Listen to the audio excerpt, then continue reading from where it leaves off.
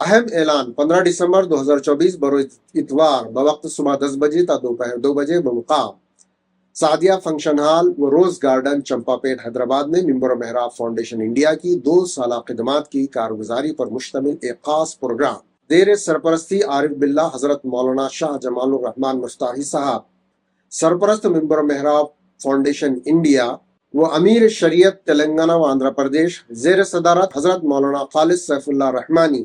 صدر آل India Muslim personal لا board, زیر نگرانی حضرت مولانا غیاث احمد رشادی، صدر صفا بیت المال انڈیا و صدر منبر و محراب فاؤنڈیشن انڈیا منعقد ہونا طے پایا ہے۔ اس موقع پر مولانا غیاث احمد رشادی صاحب کی زبانی 2400 دنوں سے جاری عام فہم درس قرآن کی ویڈیو کلپس کی تکمیل اور اس کے دوسرے دور کا آغاز، نیز عام فہم درس حدیث کا آغاز و سنڈے کلاسز کا جامع ترین نصاب کی رسم اجرا